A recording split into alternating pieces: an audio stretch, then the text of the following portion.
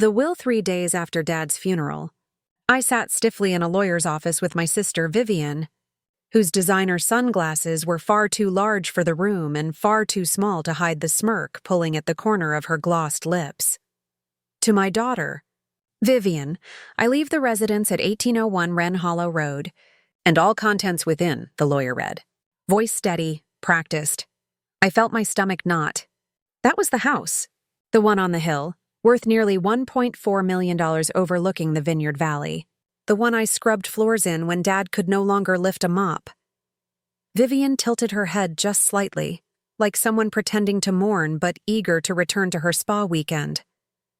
She didn't even glance at me, and to my daughter, Cassandra, the lawyer continued, I leave the property on Old River Trail, including the residence and all documents contained within.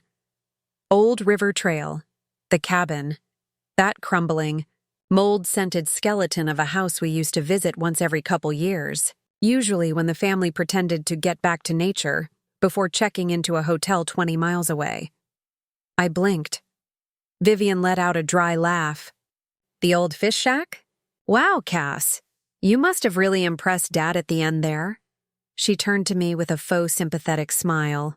Well, you always loved camping, I didn't reply. There was no point. Vivian had always been the golden child, groomed for perfection, gifted attention like currency. She cried when she didn't get the red convertible she wanted at 18. I cried because Mom had chemo and I couldn't afford to miss work to take her, but I said nothing, because I had already learned what arguing with Vivian meant. You lose. And she walks away smiling. The cabin, the drive to Old River Trail took over an hour. The deeper I went into the woods, the more my GPS glitched and the roads narrowed into gravel teeth. The cabin appeared around a bend in the road like it was waiting. I remembered it as crooked and forgotten. But what stood before me wasn't entirely decrepit. Someone had cared for it. The porch had been rebuilt. The windows replaced. Fresh curtains. The path to the door had been swept clean recently. Inside, the air smelled like cinnamon and cedar. Not rot. A fire had been lit in the stone hearth. I stood, paralyzed. Keys still in my hand. Someone had been here. On the mantel above the fireplace sat a framed photo. Dad and a woman I'd never seen before. Not Mom.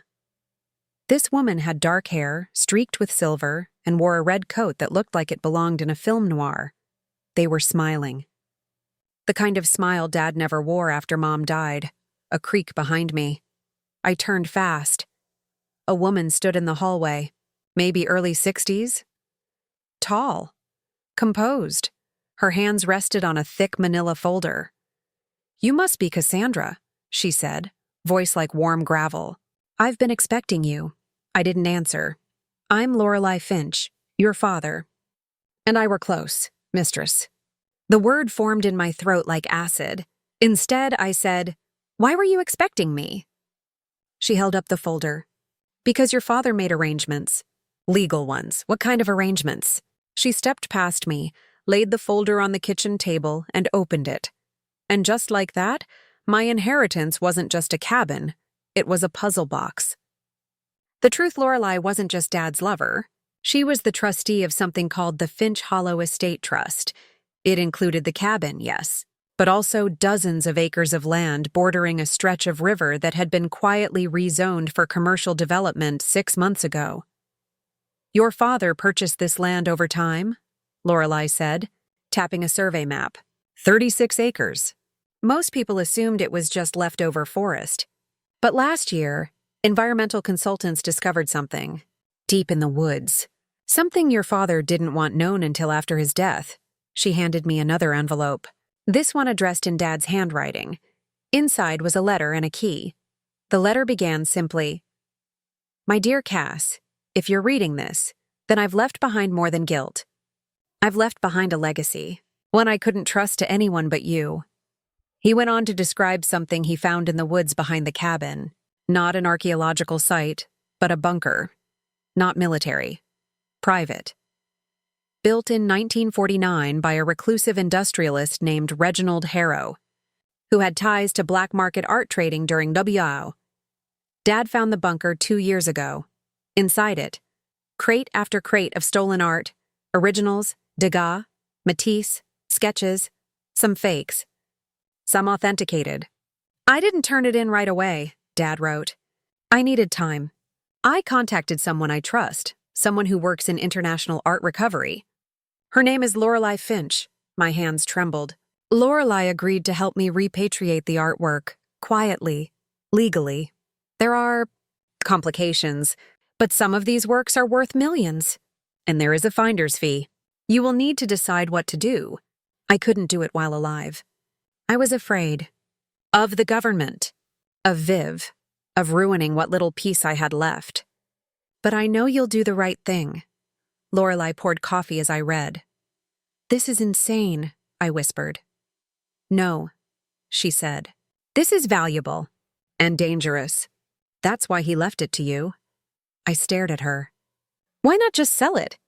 Quietly, pocket the money? Her eyes were cold. Because some of it was stolen from Jewish families. These pieces have homes. They belong in museums, not on Vivian's walls. Vivian. I hadn't even thought about her yet, but she was about to find out just how worthless this property really was. Fire and ashes. The next day, I received a voicemail. Vivian. Hey, Cass. Heard from a neighbor that you were at the cabin?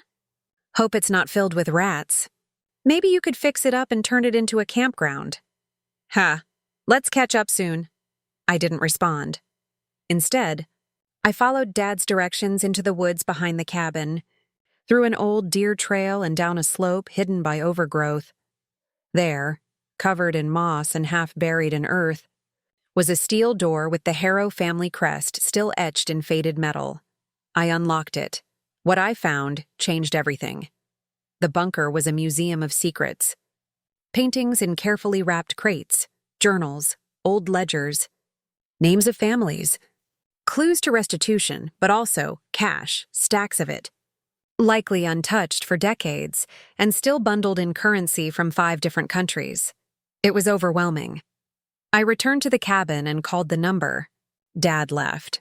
An international art restitution lawyer named Corinne Zhu. Within a week, she flew in from London with her team and began cataloging everything. And by week 2, Vivian showed up in stilettos. What the hell is going on, Cass? I greeted her on the porch with Lorelei beside me. Drinking tea like a queen. What's going on? I said. Is that the dump you laughed at is sitting on the largest private art recovery find in over 40 years. And it's mine. Her eyes narrowed. You're lying. No, Lorelei said, standing. But you did. Vivian blinked. We know you forged documents to list Dad as mentally incompetent during the sale of the Wren Hollow property. You used your power of attorney to transfer ownership of the house to yourself. Vivian paled. I stepped forward. If I go public with this, you could lose your license, your assets, maybe even face prosecution. He told me to do it. He was going to lose everything, she shouted. No, Lorelei said softly. He trusted you. And you stole from him? Vivian's mouth opened, then closed. I offered her a choice. Sign over 50% of the Wren Hollow sale to the Rowe Foundation, the nonprofit I would form in Tisarins. Dad's name to repatriate the artwork and fund caregiver support, or face legal and public fallout. She signed the next day. Legacy 3 months later. The story broke internationally. Recovered works found in hidden bunker linked to Wabaifu. Art theft news vans camped on the road. I was asked to speak at the Smithsonian, a gallery in Prague held